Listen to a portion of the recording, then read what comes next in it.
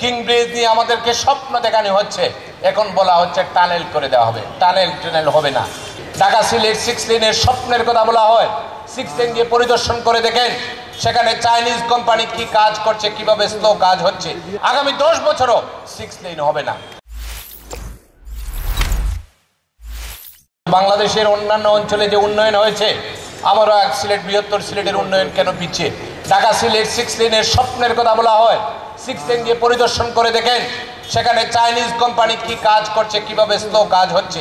এইভাবে যদি ধীরগতির কাজ হয়, আগামী 10 বছরও 6 লেন হবে না।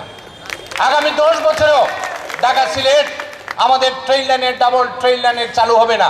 কিং ব্রিজ নিয়ে আমাদেরকে স্বপ্ন দেখানো হচ্ছে, এখন বলা হচ্ছে টানেল করে দেওয়া হবে। টানেল হবে না। আমাদের কিং ব্রিজের পাশে আমাদের যে ডিজাইন হয়েছে, সেই ডিজাইনের আলোকে আমাদের কিং ব্রিজ করে দিতে হবে। আমাদের রঞ্জিত সরকার সত্য কথাই বলেছে, আপনার নেতৃত্বে আমরা মাননীয় প্রধানমন্ত্রীর কাছে 19 জন এমপি প্রয়োজনে যাব। আমাদের বৃহত্তর সিলেটকে বাংলাদেশের অন্যান্য বিভাগের সমান্তরাল উন্নয়ন করতে চাই। আর সেই উন্নয়নে আমাদের সহযোদ্ধা সাথী হিসাবে আমাদের সিলেটের মেয়র আছেন। আমরা আশা করি আমরা সকলে মিলে আমাদের এই প্রাণের সিলেটকে, শুধু নয় আমাদের সিলেট বিভাগকে একটি মডেল উন্নয়নে রূপান্তরিত করব।